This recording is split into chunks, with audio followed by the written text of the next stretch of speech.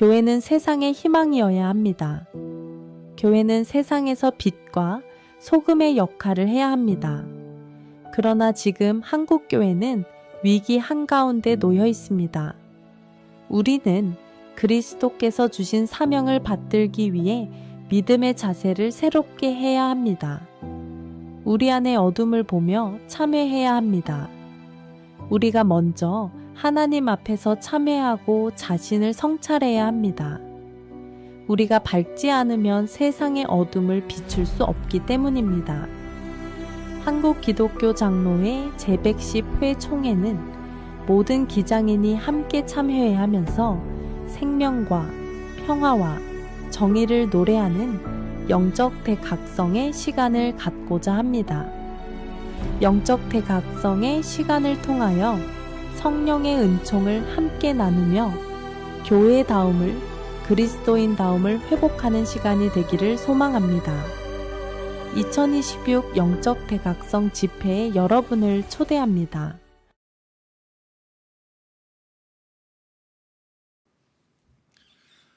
여러분 안녕하십니까? 한국 기독교 장로회 총회는 매주 수요일에 다양한 목회의 사례를 발표하는 것과 함께 다양한 콘텐츠를 구성하여 발표하고 있습니다.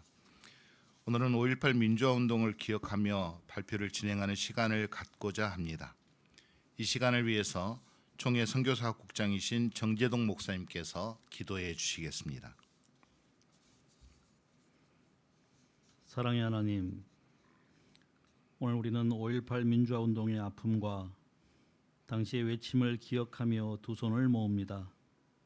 인간의 자유와 존엄을 위해 두려움 가운데서도 일어섰던 분들의 희생과 용기를 기억하며 그 비맺힌 역사 위에 오늘의 민주주의가 세워졌음을 고백합니다. 과거 해상에 그치는 것이 아니라 그 역사 속에서 하나님의 뜻과 복음의 의미를 새롭게 깨닫고자 합니다. 억압받는 자의 울부짖음을 들으시고 고통당하는 민중들과 함께 하셨던 하나님께서 저들의 피눈물 속에도 함께 계셨음을 겸손히 고백합니다. 주님께서 십자가에서 고난받으신 것처럼 이 땅에 수많은 이들이 총칼과 폭력 속에서 희생당해 왔음을 압니다. 그러나 주님, 죽임을 넘어 부활 생명의 소망이 있듯이 이 희생 또한 한국 교회와 우리 사회를 새롭게 살리는 생명의 씨앗이 될 수 있도록 인도하여 주옵소서. 오늘 우리가 만들어가는 이 영상과 고백이 진실을 밝히고 기억을 이어가며 우경화되어가는 우리 한국 교회의 현실 앞에서 교회가 역사와 고난받는 이웃들에게 어떤 책임을 져야 하는지를 성찰하는 작은 통로가 될 수 있도록 인도하여 주옵소서. 교회가 권력의 편이 아니라 연약한 자들의 이웃이 되게 하시고 정의와 평화, 생명과 화해를 이루는 예언자적 공동체가 될 수 있도록 인도하여 주옵소서.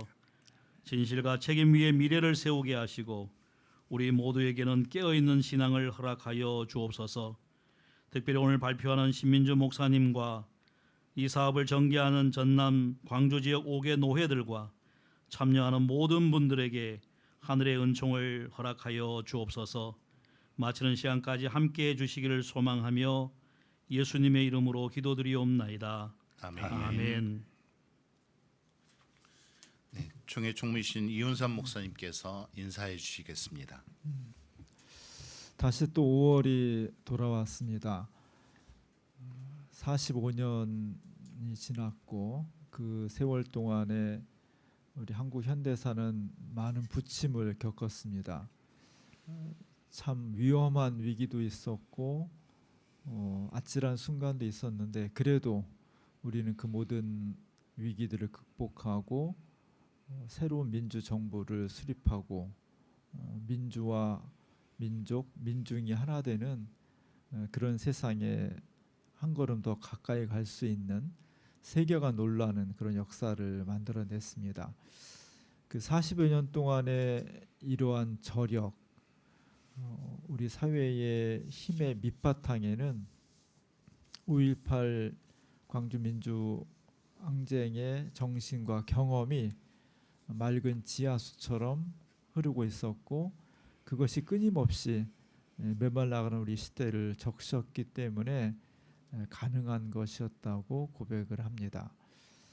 최근에 우리 헌법 전문에 5.18 정신을 수록하자라는 정말 소중한 기회가 있었고 또 그런 움직임이 저희도 뜨거운 마음으로 동참을 했는데 정말 아쉽게도 그것이 이루어지지 못해서 한편으로 속상하기도 하고 또 안타깝기도 합니다. 그러나 하나님께서 반드시 우리에게 다시 그런 기회를 주셔서 우리의 피눈물 나는 역사, 그러나 그것이 단순한 고난이 아니라 새로운 세상을 잉태하고자 하는 어떤 생명수 같은 그 역사가 반드시 우리 사회의 한 정신적인 지주로 자리매김될 때가 올 것이라고 믿습니다.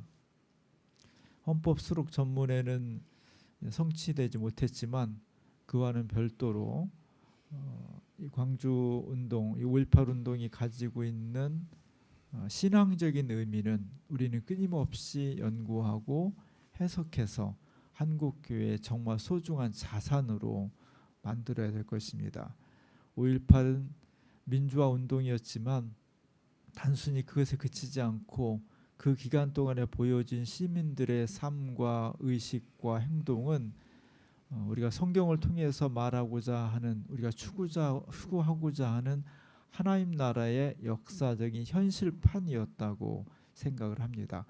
아직도 많은 것들이 더 밝혀져야 되고 더 많은 것들이 연구되어야 되는데 우리 교단이 광주 전남 5개 노회를 중심으로 해서 이 부분을 신학하는 작업을 했다는 것은 대단히 의미 있는 역사라고 생각합니다. 오늘 특별히 이 일에 앞장서고 있는 신미주 목사님 멀리서 오셔서 그 신학화 작업의 내용과 또 방향과 현재의 모습을 설명해 주실 텐데 오늘 강의하는 내용들을 우리 기장교회가 함께 잘 공유하면서 5.18의 정신, 신앙 고백이 우리 개인의 삶과 교회와 역사 속에 스며들어서 하나님 나라를 이루어 가는데 정말 소중한 밑거름이 될 것이라고 기대하며 응원합니다. 오늘 잘 오셨고 저희도 잘 경청하겠습니다. 고맙습니다.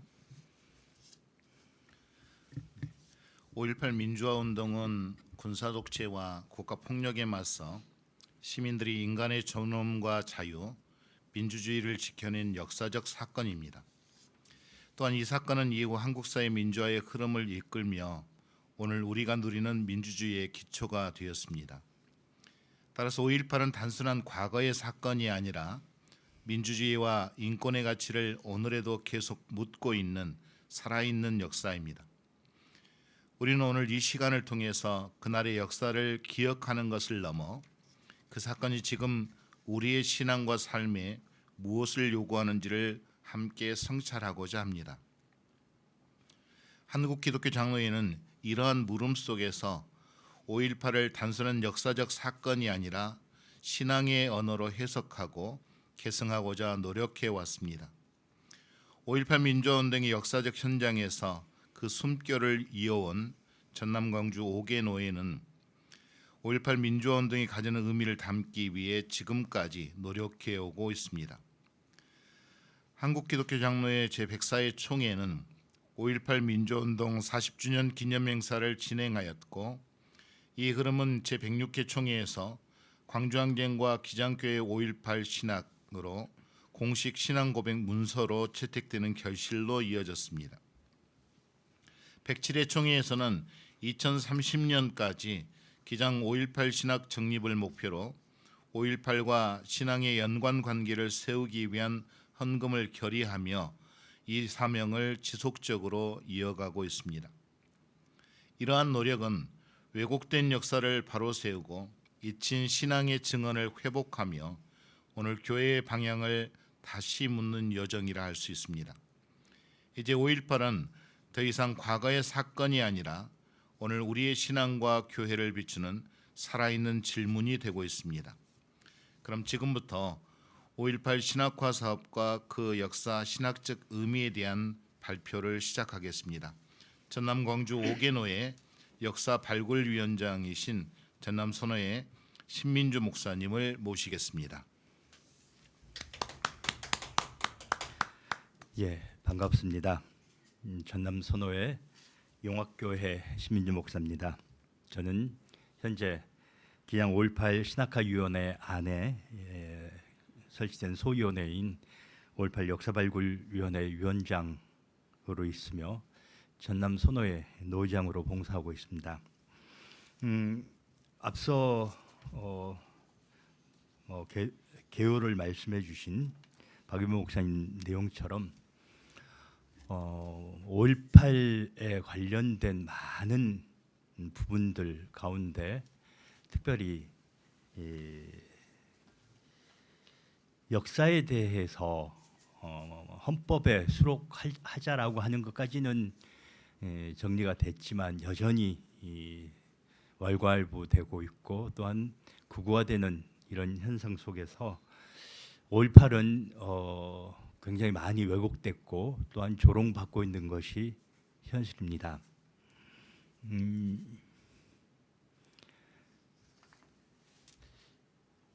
옥외노회 전남 광주에 속해 있는 그 당시를 살았던 목사님들 또한 교인들은 모두가 알고 있습니다. 교회의 역할이 5.18 당시 굉장히 지대했다.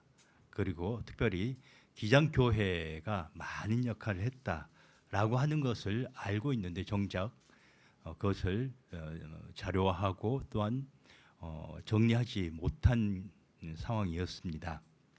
그래서 40년이 되는 5.18 40년이 되는 해 총회에서 기장총회가 심포지움을 개최를 했었죠. 당시 지금 현재 신대원장으로 있는 당시에는 향림교회 목회를 하면서 평화공동체 운동본부의 집행위원장이었던 김현 목사, 또 당시에 총회 교사위원장이셨던 최영 목사, 또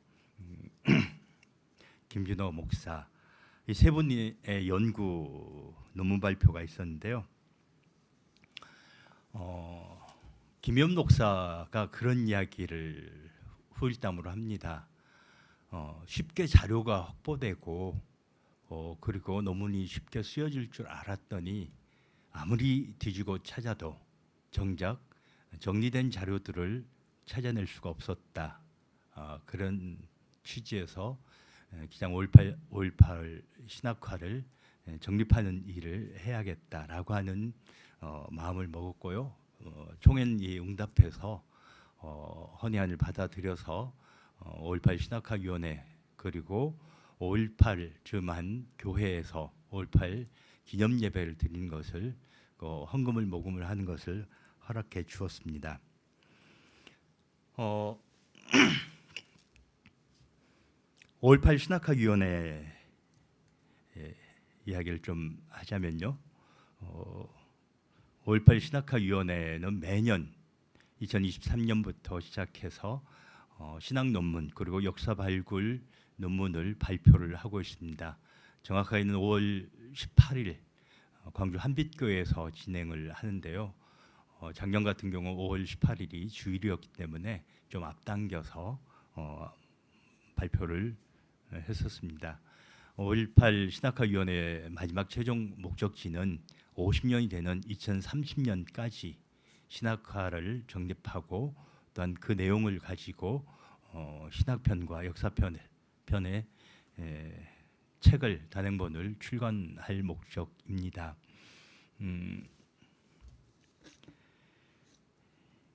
마침 신학화위원회 안에 신학 파트는 신학자들 혹은 인문학자, 역사학자들이 논문을 준비하고 또한 발표를 하고요. 5개 노회에서 이렇게 두어서는 신학만 정립하는데 우리가 참여하지 않고 마치 객처럼 있을 수는 없다라고 한 마음으로 5개 노회에서 매년 노회에서 역사발굴위원을 한 명씩을 선정을 했고요. 그 역사발굴위원들이 함께 모여서 매년 어느 쪽으로 역사를 발굴하고 또한 글을 써낼까라고 논의하면서 역사발굴위원회도 글을 계속 작성하고 발표를 하고 있습니다. 역사발굴위원회에서 가장 먼저 했던 작업이 교회 당회록 또한 주보, 사진 이런 일차적인 사료들을 발굴했습니다. 정작 모든 교회들마다 당회록과 혹은 그 당시에 주보라든지 사진 이런 것들을 발굴하려고 노력을 했는데 교회마다 그 당시 사람들은 또 교회들은 드러내놓고 말할 수 없는 상황이어서 사료들을 발굴하는데 참 많이 어려운 점이 있었습니다. 그럼에도 불구하고 사람들을 찾아다니고 그래서 증언을 녹취하고 그러다가 자료들이 또한 발견돼서 그 자료들을 토대로 글을 작성을 해왔습니다.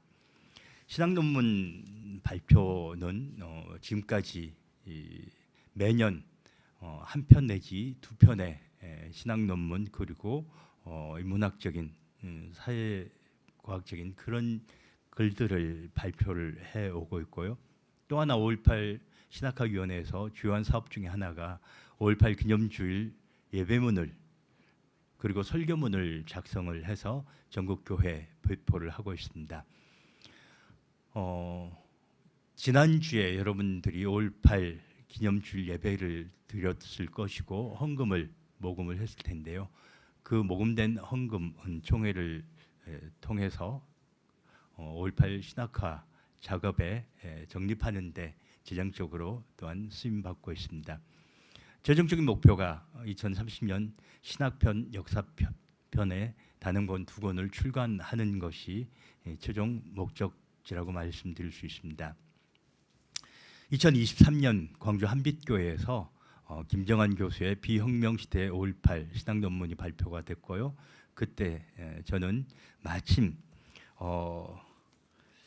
우연찮게 YWCA에서 소고에서 찾아냈는데요. 당시에 79년, 80년 또 85년까지 이 기청 전남연합회 회의록이 발견이 돼서 그 회의록을 통해서 기청 전남연합회 회의록을 통해 본 5.18이라고 하는 글을 제가 작성을 했었습니다. 2024년 5월 18일 날 광주 한빛교회에서 다시 김원 교수의 트랜스레이션열 5.18 과거와 현재, 한석 교수의 한독 에큐메니컬 협력과 5.18 광주 민중 항쟁이라고 하는 두 논문이 발표가 됐고요. 그때 1978년부터 87년까지 기장교회의 5.18 전후의 활동과 사회 참여라고 하는 소논문이 또한 발표가 됐습니다. 작년에는 5월 18일이 주일이었기 때문에 마침 광주의 빛고울 평화포럼과 함께 공동으로 광주 무돌교회에서 4월 29일에 신학 논문이 발표가 됐는데요. 이영미 교수와 오진성 목사가 구약과 신약의 논문을 발표를 했고요. 저는 마침 목포 5.18에 나타난 기장교회 신앙 고백이라고 하는 글을 또한 썼고 발표를 했습니다. 올해 5월 18일 광주 한빛교회에서 김상봉 교수 5.18과 용서의 문제라고 하는 논문이 발표가 됐고요. 윤승현 목사님이 광주 인권운동사에서 바라본 5.18이라고 하는 논문이 발표가 됐습니다. 이 투트랙으로 돌아가면서 기장신학, 기장 5.18 신학을 차츰차츰 좁혀가면서 뚜렷하게 기장신학을 만들어 내가는 것이 체감되고 느껴지는 것이 지금입니다.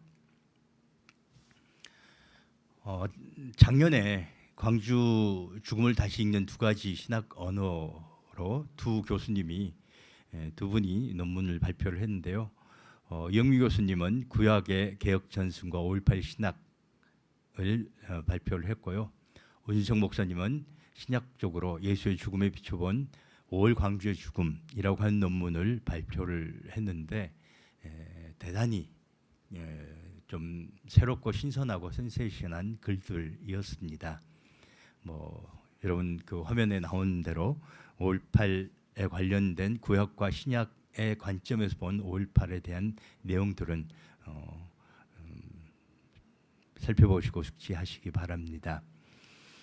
5.18 기장 5.18 신학을 이야기하기 전에 그래도 광주에 대한 이야기를 안 할 수가 없죠.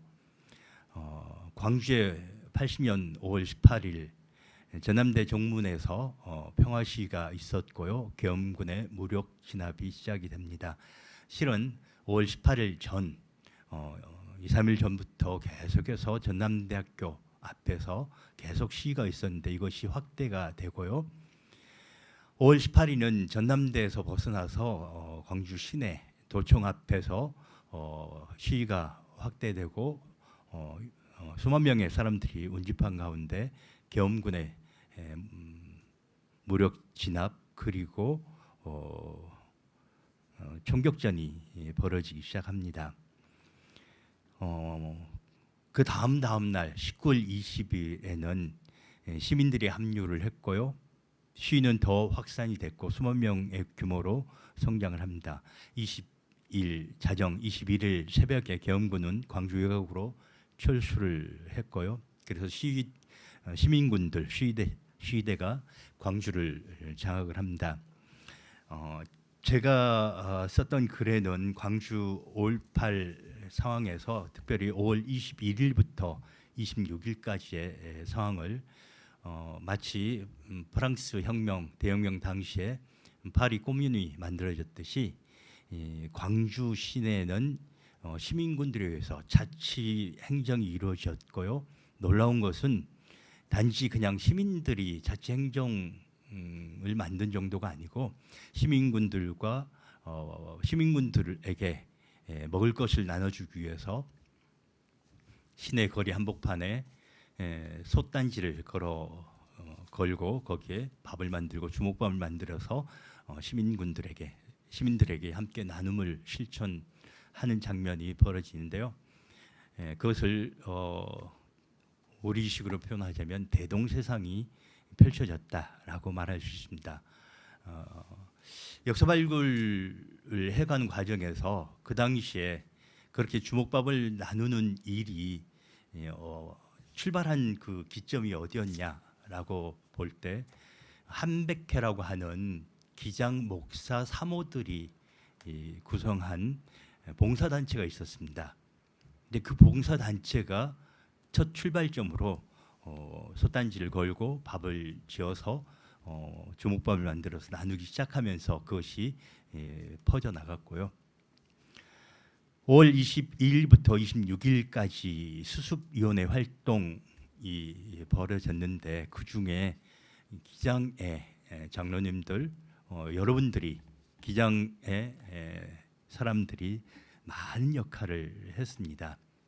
여기서 목사들의 목사들을 거론하지 않은 것은 그 당시에 5.18 있기 전에 이미 기장의 목사들 가운데 인권운동을 활동을 펼치고 있었던 목사님들은 미리 그 전에 이미 예비검속이라고 하는 지금으로 말하자면 사전 구속영장처럼 예비검속이 실시가 돼서 모두 피신한 상태이기도 했습니다. 예비검속으로 인해서 광주에서 피신했던 강신성 목사님은 피신해서 목포로 내려와서 목포 5.18을 다시 일으키는 도화선 역할을 하기도 합니다. 5월 27일 계엄군이 새벽에 대진입해서 도청을 함락했고요. 그래서 항쟁이 종료가 됐는데 물론 우리 기장 사람들은 다 알고 있죠.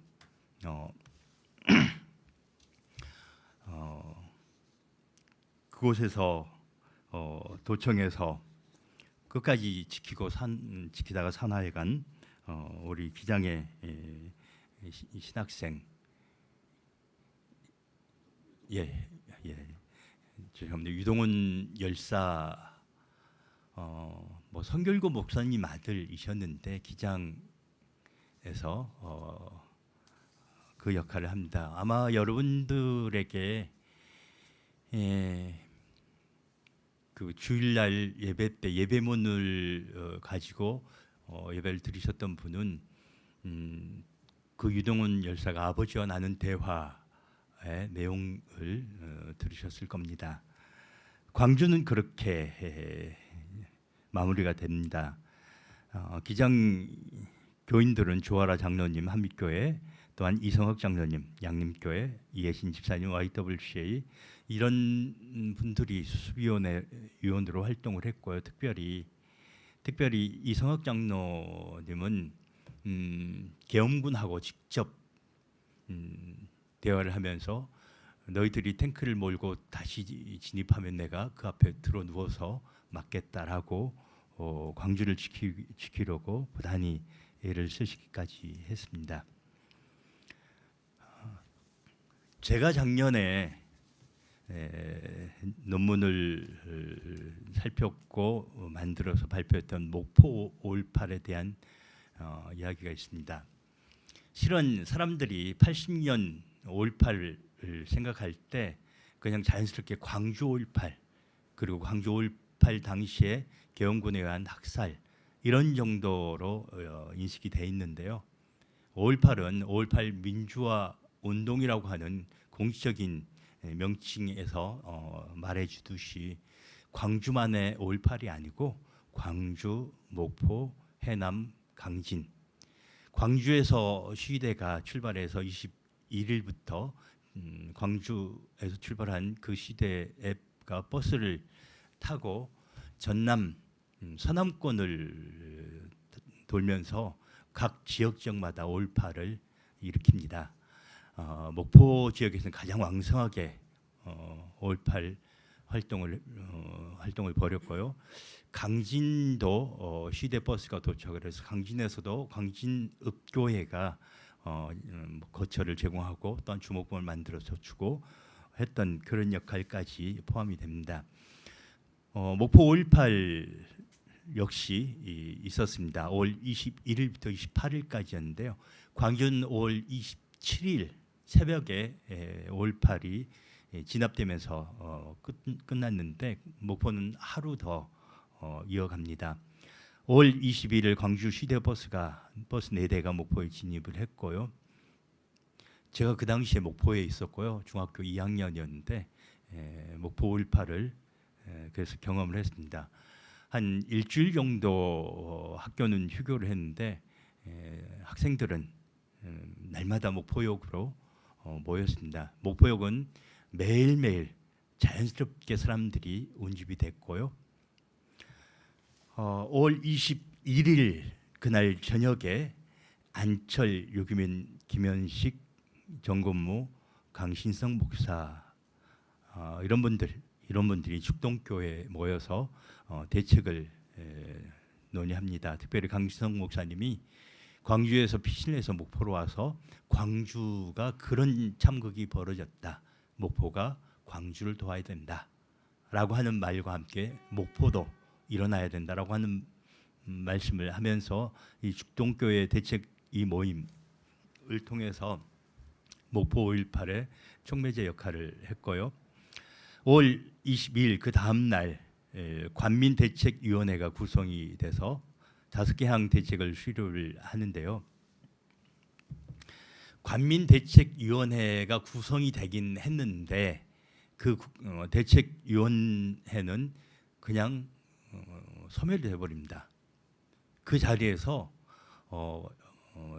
시민들이 그리고 제야 인사들이 이 관민대책위원회의 내용으로는 부족하다라고 해서 그 즉석에서 투쟁위원회로 시민투쟁위원회로 내용을 바꿉니다. 그래서 그 투쟁위원회 위원장으로 안철 그 당시엔 연덕교회 집사이셨는데요. 안철 집사가 위원장이 되고 그래서 첫 집회가 열립니다. 마침 광주에서 내려왔던 버스 4대는 21일 목포역에서 광주의 참상을 알리고 다시 올라갔는데 5월 22일에 목포 시민들이 버스 11대를 구성을 해서 광주를 지원하러 올라갑니다. 22일 광주에서 내려온 버스 4대는 광주에서 목포로 들어가는 입구에 지산면에 거기에 군부대가 있습니다. 근데 그 군부대가 그 당시에는 총격전이 없어서 목포에 진입할 수 있었는데 22일 날 목포 시민들이 올라갈 때는 그 버스 11대에 어떤 위협 사격이 좀 벌어지기도 했습니다. 구체적으로 목포 5.18은 5월 22일부터 25일 사이에 목포 시민민주투쟁위원회가 결성이 돼 있는 상황에서 5월 23일 시민민주투쟁위원회와는 별도로 청년학생 투쟁위원회가 구성이 됩니다. 청년학생투쟁위원회 위원장으로 집행위원장으로 작년에 총회장을 하셨던 우리 박상규 목사님이 집행위원장이 되셨고요. 지금 목포에서 목회를 하고 계시는 한몽철 목사님, 또 무안에서 목회를 하고 계시는 황인감 목사님, 이런 분들이 그 집행위원회에 구성이 돼서 함께 역할을 합니다. 3번의 횃불 시위가 있었고요. 목포는 광주하고 달리 이 집행위원회, 투쟁위원회가 모두 기장 사람으로 구성이 되어 있습니다. 제가 이쪽 부분을 보니까 그 옆에 기장교회의 주도적 역할을 안 봤는데 다 나와 있네요. 그 당시에 목포 연동교에서 목회를 하고 계신 정건모 목사님이 25일 주일날 시민 결의문을 초안을 작성하였고 그 결의문이 낭독이 되는데요. 저는 작년에 글을 쓰면서 굉장히 많이 좀 감동이 됐고 은혜가 됐던 부분은 정건모 목사님이 그 글 내용에 목포 5.18 아니 광주 5.18을 규정을 합니다. 이것은 시민혁명이다라고 하는 규정으로 시민 결의문에 넣습니다. 그래서 민주헌정 수립을 위한 목포 시민의 결의가 낭독이 됐고 그것이 채택이 되죠. 5월 27일 날 27일 광주가 그렇게 끝났다라고 하는 이야기를 들으면서도 5월 28일까지 목포는 지속적으로 시위를 계속해야 된다. 혹은 이 광주가 그렇게 끝났는데 목포로 이제 계엄군이 진격할 거다라고 하는 여러 가지 상황들을 논의한 끝에 자발적인 해산을 했고요. 목포는 계엄군이 들어오지 않았습니다. 8일 동안의 항쟁을 그렇게 해서 마무리를 짓습니다. 목포 5.18에 참여했던 안철 집사는 구속이 돼서 재판 과정에서 8년의 실형을 언도를 받았고요. 다른 청년학생 투쟁위원회에 속해 있던 집행부들 역시 모두가 다 2년 실형의 집행유예를 받고 그렇게 마무리가 됐습니다.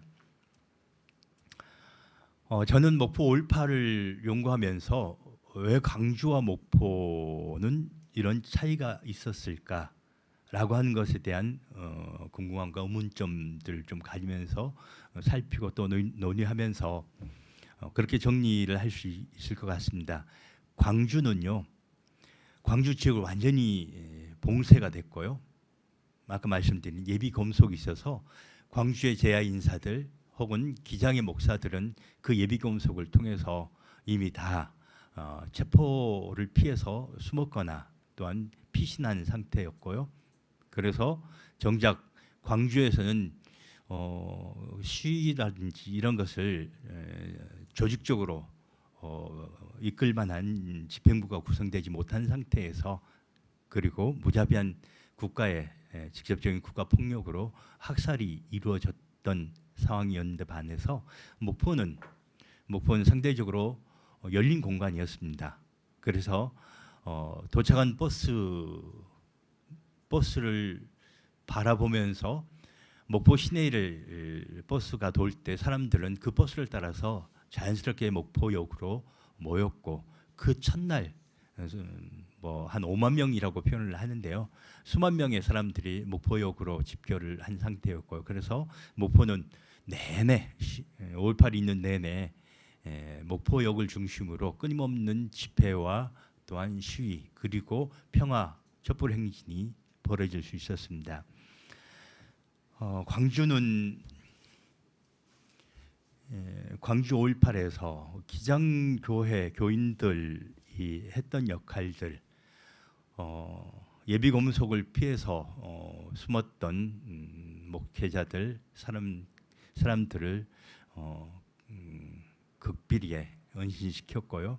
또한 피신을 시켰고 부상자들을 구하는 일에 전력을 다했습니다. 특별히 수습위원회에 들어와 있던 기장 사람들은 어떤 식으로든 광주의 시민들을 지켜야 된다, 생명시켜야 된다는데 힘을 쏟았습니다. 반대로 목포는 오히려 공개적으로 조직을 만들어냈고 그 투쟁위원회를 통해서 매일 수만 명의 목포역에 온집한 사람들에게 대규모 골기대회가 진행이 됐고요. 고등학생들은 집단적으로 학교에서 모여서 거기서 출발해서 뛰어서 목포역으로 그렇게 모여들어서 그 골기대회에 참여하는 역할을 또한 감당하기도 했습니다. 광주는 그렇게 무자비한 폭력과 학살로 인해서 공개적으로 드러내지 못했지만 끊임없이 5.18에 대해서 증언하고 그리고 5.18을 기억하면서 그 이후에 멈추지 않고 5.18에 대한 증언과 예배, 추모 예배를 드립니다. 광주 5.18에 대한 고통에 대한 내면적인 연대가 지속적으로 이루어진 거죠. 목포는 아예 공개적으로 공적인 성명서 결의문이 매일처럼 만들어졌고 낭독이 됩니다. 그리고 시민들이 수만 명이 함께 거리를 걸으면서 횃불을 들고 그렇게 시위를 대중적으로 공개적인 저항을 이뤄내죠. 기장인들의 참여 모습도 다릅니다. 광주는 물론 자발적이었지만 또 집단화될 수는 없었던 그런 상황 속에서 개인적으로 역할들을 감당을 합니다. 아까 말씀드렸던 송백회라든지 이런 모습으로 드러나죠. 목포는 기장 사람들이 집행부, 조직위원회, 투쟁위원회 그리고 청년학생 투쟁위원회 모두 다 참여해서 조직적으로 그리고 공개적으로 역할을 처음부터 끝까지 주도를 해왔던 것이 광주와 목포의 차이라고 말씀드릴 수 있겠네요. 3년 전에 이 기청 전남연합회 회의록을 살피고 보면서 글을 제가 썼는데요. 이 글 속에 드러나는 그냥 표현하지 못한 내용들이 느껴졌습니다. 무슨 말씀이냐면 5월 16일까지 특별히 이 79년 박정희의 시해 그리고 죽음 이후에 분출되는 민주화에 대한 열망들이 기청 내에서도 굉장히 많이 폭발을 했었고요. 그 기청 활동이 80년 들어오면서 정말 분출되어 왔습니다. 그런데 80년 5월 16일까지 회의를 모이면 그 회의에 모인 회의록이 뭐 한 3페이지, 4페이지 아주 자세하게 깨알같이 그렇게 작성이 됐는데 갑자기 5월 18일 이후에 한참 동안 회의가 사라집니다.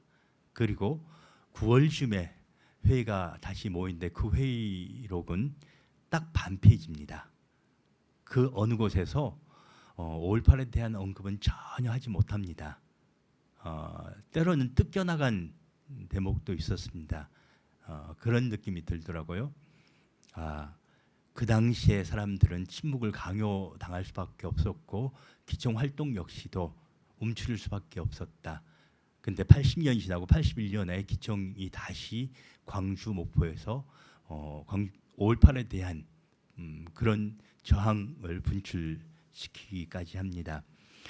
80년 11월 12월 달에는 각 교회마다 5.18 구속자 가정을 위한 털 양말 짜기와 성탄 유문품 전달 이런 내용으로 서서히 움직여집니다.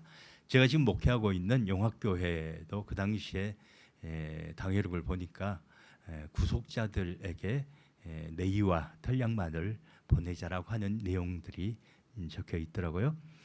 81년 1월 달에 구속자들이 출소를 합니다. 출감 환영 예배를 개최했고요. 그 이후로 끊임없이 진실을 알리려고 하는 열의가 지속적으로 이루어지고 있었습니다. 81년 2월 달에 한빛교회에서 노동 선교 분과를 신설하고요. 야학을 진행을 지속적으로 하면서 약자를 품는 구조로 한빛교회의 모습을 개편을 합니다. 81년 5월 24일 처음으로 계림교회에서 전국연합회 주관으로 5.18 희생자 추도 예배를 시작을 해서 그 이후로 지금까지 변하지 않고 한빛교회에서 5.18 추모 예배를 진행하고 있습니다.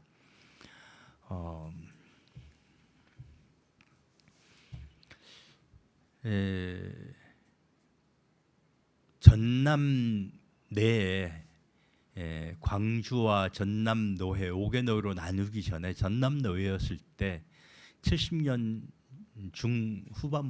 후반부터 전남권 내에서는 지속적으로 유신 체제에 대한 저항과 그 저항을 위해서 3.1 구국기도회라고 한 이름으로 저항 운동을 펼쳤고요.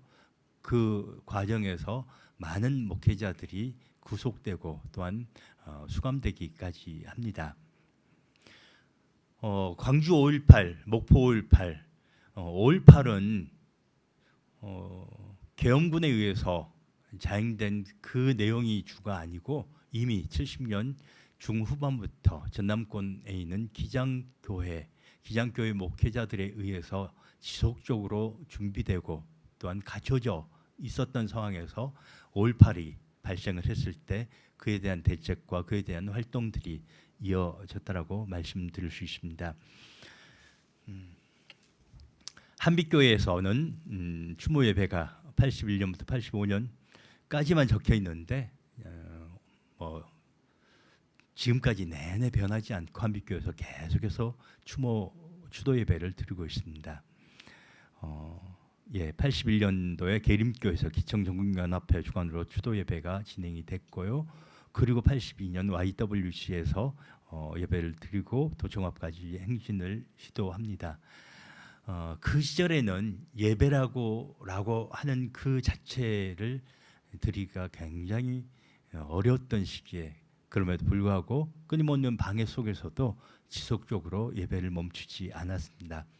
처음에는 기장교회가 중심이 됐지만 차츰차츰 타 교단까지 합류가 돼서요. 지금은 광주 NCC 주관으로 한빛교회에서 5.18 추모 예배를 진행을 하고 있는 중입니다.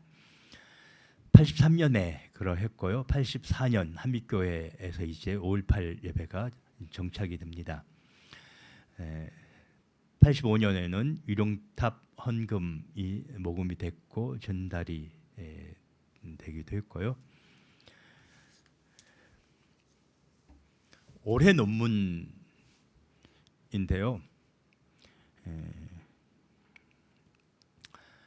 5.18의 빛은 교회를 넘어 삶으로 퍼져나갔습니다라고 하는 내용으로 5.18 이후에 기장 사람들 김상집 씨는 투사해보를 5.18 당시에 제작을 했고 시민군으로 참여했고 이후에 노동운동과 외국인 노동자 인권보호 실천으로 자신의 신앙 안에서 5.18을 체화시켜 갑니다. 전영호 씨는 민중문화운동을 진행을 합니다. 마당극, 판소리 등 문화선교 방식으로 5.18에 억눌린 슬픔을 사회적으로 예술적으로 승화시켜 갔었고요. 김한중 씨, 상무대 영창에서 성도를 만나서 회심한 이후에 빈민 목회, 생태 수도 영성으로 나가서 생명 존중을 실천하는 일을 쉬지 않고 끊임없이 진행을 합니다. 목포에서도요. 5월 25일 주일 예배 때 목포역에서 모든 교회들이 목포의 모든 교회들이 참여하는 예배를 드립니다. 구국 기도회라고 하는 이름으로 예배를 드리는데 특별히 연동교회에서는 직접 쓴 프랑카드를 가지고 하는데 그 프랑카드에 문제 제기를 하는 예장 목사님이 이런 프랑카드로 이 집회를 진행할 수 없다라고 했을 때 연동교회 집사님은 이것이 우리의 신앙 고백입니다. 전두환 살인마는 사과하라라고 하는 이 문구에 대해서 이것이 우리의 신앙 고백입니다라고 하는 식으로 당당하게 그 프랑카드를 끝까지 들고 있었죠. 80년 5.18 당시에 그 내용만이 아니고 그것이 각자의 삶에서 평생 5.18은 그렇게 삶으로 번져 나갔다라고 말씀드릴 수 있습니다. 2026년 올해 46주년이 됩니다. 올해 발표된 논문 김상봉 교수의 5.18과 용서의 문제, 그리고 윤승영 목사님의 광주 인권운동에서 바라본 5.18, 이 두 논문이 발표가 됐는데 현장 역사발굴위원회에서 현장에 있는 목회자들이 글을 써가면서 이게 차츰차츰 응축되고 모아지는구나 라고 하는 것이 확연하게 느껴졌다는 말씀을 아까도 드렸는데 아마 2030년이 됐을 때 신학자들에 의해서 논문이 지속적으로 나오겠지만 또한 현장에 있는 목회자들에 의해서 기장 5.18 신학은 훨씬 더 정교하고 확고부동하게 그렇게 세워질 것이라고 확신이 됩니다. 2027년부터 29년까지의 계획입니다. 전남 서남권 지역의 증언들을 계속해서 채록할 것이고요. 광주, 해남, 무안, 나주, 한평의 사료들을 계속 발굴하고 있는 중입니다. 특별히 강진읍 교회 저희가 2025년도에 계속해서 목포와 광주가 아닌 다른 여타 지역을 순회를 하면서 교회들마다 그 사료들을 발굴해가는 과정이었는데 강진읍 교회의 목사님이 그런 이야기를 하더라고요. 강진읍 교회는 독코민 교회다. 무슨 말씀이세요? 라고 했더니 독립, 호국, 민주화, 독립운동을 통해서 순교자가 나왔고 호국은 6.25 때입니다. 한국전쟁 당시에 호국 활동을 했다. 그리고 민주화 5.18 당시에 강진읍에서 뚜렷한 역할을 했다라고 하는 말씀을 하시면서 그 자료들을 발굴하고 찾고자 하는 역할을 함께 하겠다라고 말씀을 하셨는데요. 그렇게 해서 매년 현장 논문도 계속해서 발표가 될 것입니다. 그래서 2030년, 50년이 되는 2030년에 10년 동안의 기장 신학화 위원회의 마침표라고 말씀드릴 수는 없습니다만은 일단 한 단계에서 멈추는 신학 단행본이 출간될 거고 역사편에 또한 단행본이 만들어질 계획입니다. 그 책자는 전국 기장교회에 배포가 되고 공식 신학 문서화 할 예정입니다. 제가 좀 강조드리고 싶은 내용은요. 이 5.18 신학화위원회의 역할, 이 역할을 역사발굴위원들은 거의 자비량으로 일들을 하고 그리고 현장 발굴을 매달마다 그렇게 돌아다니면서 하는데 정작 논문 발표를 위해서 필요한 그런 금액은 5.18 기념주일 헌금을 통해서 이루어집니다. 물론 5.18 신학화의 5.18 기념주일 헌금만 가지고 신학화 사업을 하지는 않습니다. 기장 전남 광주 5개 노회의 각각의 분담금으로 모금된 금액도 솔찬하고요. 그리고 신학 화를 위해서 기념주일 헌금 이렇게 모금된 헌금 가지고 함께 1년 사업을 진행을 하는데요. 요청드리고 부탁을 드립니다. 전남권에 있는 교회들이 이 5.18 기념주일 헌금 모금에도 굉장히 열정적으로 왕성하게 하는데 저희 기장교회에서 5.18을 기억하시고 5.18 예배를 꼭 드려주시고 그리고 헌금된 것을 총회본부로 보내주시기를 부탁을 드리겠습니다.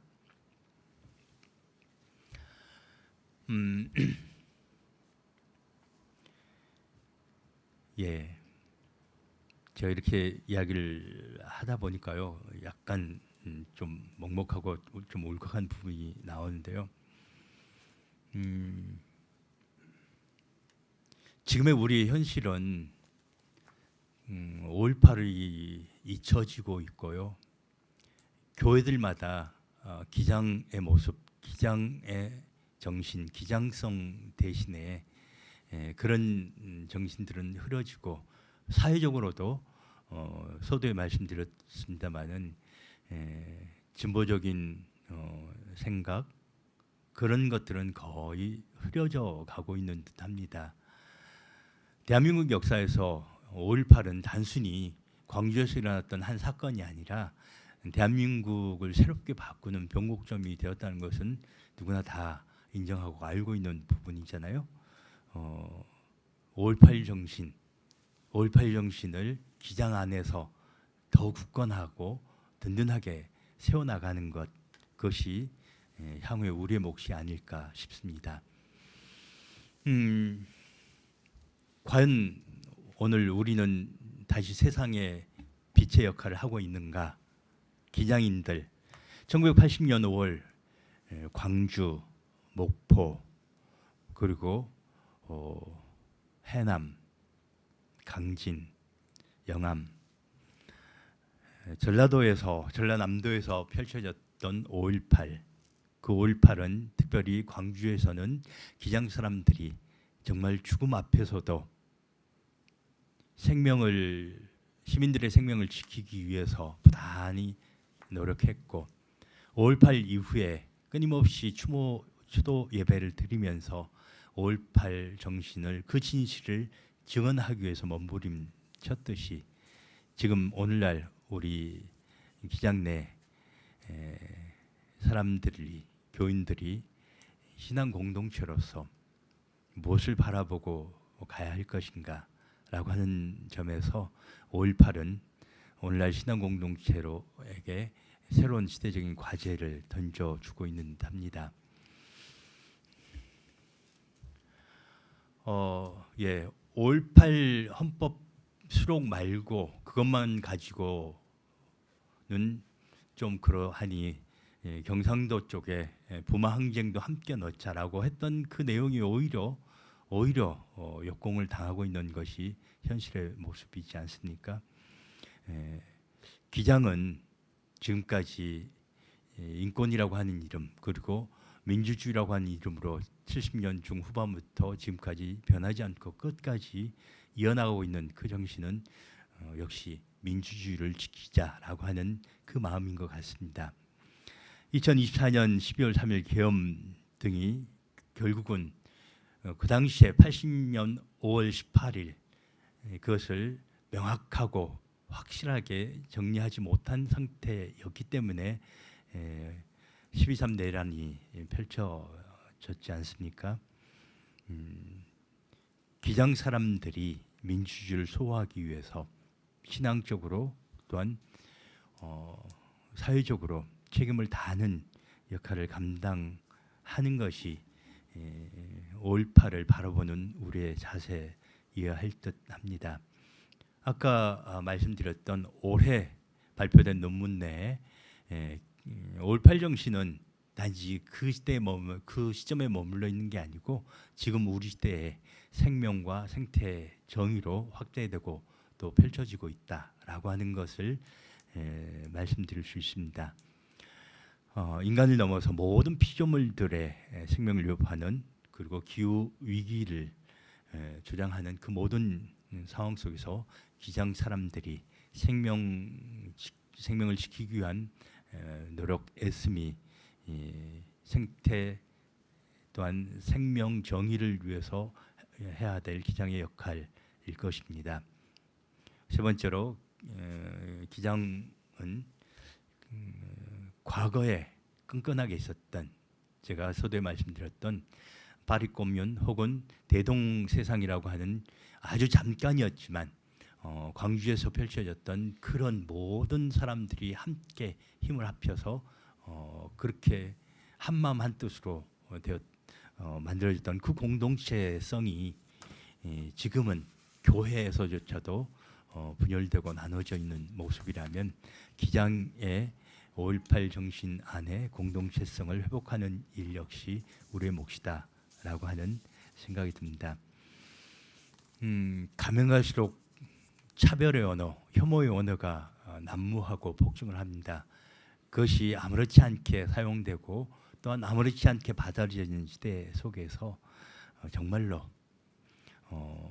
연약한 사람들, 민중들, 가난한 사람들, 그 약자들을 품어안고, 아니 약자들과 연대하고 약자들과 함께하는 오클러스의 절대 공동체, 그 정신을 우리 기장 교회 안에서, 교단 내에서 이루어가는 것, 끝까지 지키고 그것을 확대시켜 가는 것, 그것이 5.18 기장 신학화위원회의 역할이고 또한 그 일을 30년까지 해나갈 계획입니다.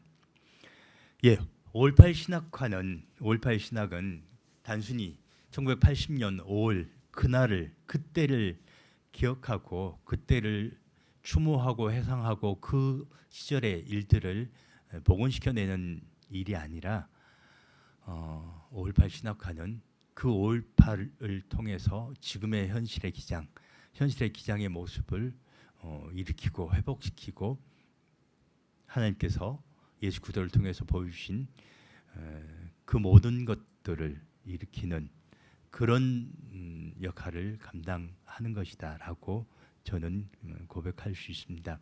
오늘의 기장교회가 어떤 교회인가, 앞으로 기장교회는 어떤 교회이어야 하는가를 5.18 신학화를 통해서 만들어가고 있는 중이라고 말씀드리고 싶고요. 그래서 5.18 신학화를 위한 이 역할, 이 일에 정말 우리 기장교회에서 함께 동참하고 역할을 해주시기를 부탁을 드립니다.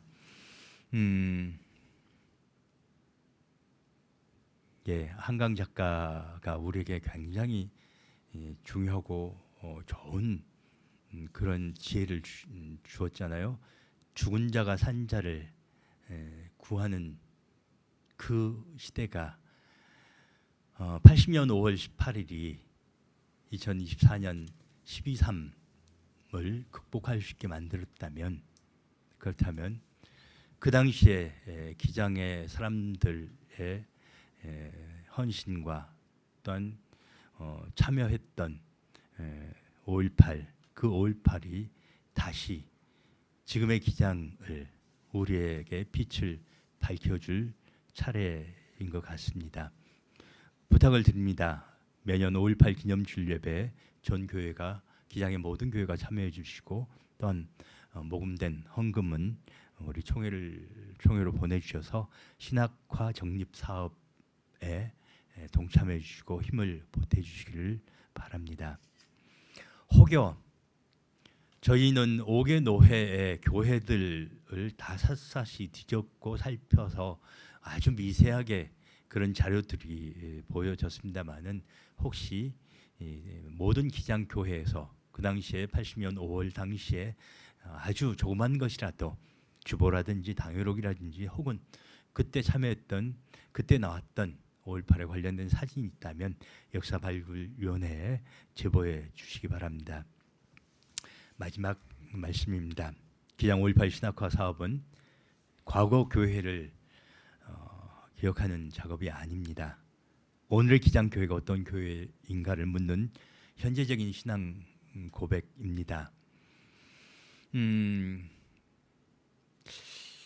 그 목포 5.18을 글을 쓰면서 정건모 목사님의 고백을 글을 통해서 들은 본 부분이 있습니다. 그 말씀을 좀 드리고 싶네요. 정건모 목사님이 목포 5.18에 발표됐던 결의문 선언서 이 세 번의 결의문과 선언서가 발표가 됐는데 그 세 번의 결의문 선언서를 모두 정건모 목사님이 내셨어요. 근데 그 글들 속에서는 뚜렷한 신앙적인 내용들이 담겨 있습니다. 정건모 목사님은 그런 고백을 합니다. 당신은 충북 청주 사람으로 한신대에 입학하고 그리고 목사가 되기까지는 아주 보수적이고 전형적인 교회 목회 스타일이었다. 이분이 한신대학을 다니시면서 굉장히 오래 다니셨어요. 금전적인 문제였긴 하겠지만 휴학하고 지금으로 말하면 알바하고 또 어느 정도 되면 다시 복학하고 또 휴학하고 그 과정에서 정건모 목사님이 신문사의 기자로 활동을 합니다. 그러다가 79년에 목사 안수를 40세 늦깎이로 목사 안수를 받는데요. 그때까지는 그런 신앙, 그런 마인드였는데 이분의 첫 목회지가 기가 막히게 연동교회였습니다. 연동교회 부임을 해서 1년여 지나면서 당신의 고백으로 연동교회가 나를 눈을 뜨게 했고 제대로 된 신앙인이 되게 했다.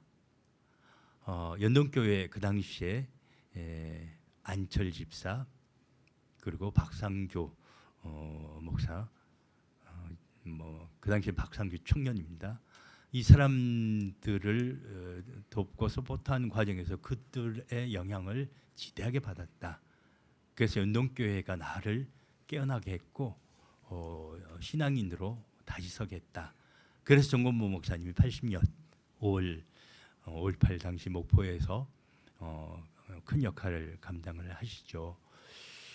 저는 그분의 고백을 들으면서 교회와 목회자의 관계 또한 다시 한번 생각나게 했습니다. 목회자가 교회를 깨어나게 하고 교회를 세웁니다. 하지만 다른 쪽으로는 또 교회가 목회자를 일으켜 세웁니다. 그것이 그 당시의 기장의 모습이었고 기장은 그렇게 목회자와 교회가 한마음 한뜻으로 기장의 정신을 이어갔습니다. 우리 기장의 지금의 현실의 모습 그리고 장차 기장의 모습을 생각한다면 분명히 80년 5월 그 5월은 기장의 현실을 다시 한번 눈뜨게 하고 이렇게 세우는 역할을 감당할 것입니다. 이야기를 정리하겠습니다.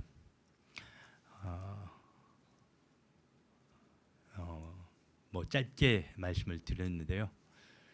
조금 시작하면서 그 이야기를 하더라고요. 제가 여기 와서 이 이야기를 하기 전에 여러분들의 전도 혹은 교회 목회 사역 양육 이런저런 프로그램들을 몇 차례 보면서 유튜브를 딱 클릭할 때 1시간이 넘는 것을 보면서 야, 지구에서 어떻게 봐? 라고 하는 느낌이 들어서 난 짧게 하리라 라고 하는 마음이었는데 좀 짧게 마무리된 것 같습니다. 오늘은 상큼하게 좀 5.18에 대한 이야기였지만 여러분들이 이 내용 속에서 기장의 모습, 기장의 마인드를 새롭게 그렇게 정립하는 계기가 되었으면 좋겠다는 바람으로 마무리 말씀을 드립니다. 감사합니다. 됐나요? 네, 감사합니다. 몇 년 동안에 걸친 신학과 작업에 대한 내용 그리고 46년의 역사를 정리하는 것을 1시간 동안에 한다는 게 쉽지는 않은 일이지만 그래도 애써주신 우리 신민주 목사님 너무 감사드립니다. 역사학자 예측하는 역사란 과거와 현재의 끊임없는 대화라고 했던 것처럼 5.18 민주화 운동을 살아있는 오늘의 역사로 현재의 신앙 고백으로 확인하는 전남 광주 5개노회에 5.18 신학 정립 사업의 목표가 이루어질 수 있도록 함께 마음을 모으며 힘을 더하겠습니다. 오늘 수고해 주신 신민주 목사님과 전남 광주 5개노회에 감사드립니다. 고맙습니다. 감사합니다. 네, 총회 온라인 사례 발표회는 매주 수요일 오후 1시에 진행됩니다. 다음 주 5월 27일 수요일에는 전도와 양육 사례로 경북로의 푸른숲 성산교회 최임성 목사님께서 발표해 주시겠습니다. 많은 시청을 부탁드립니다.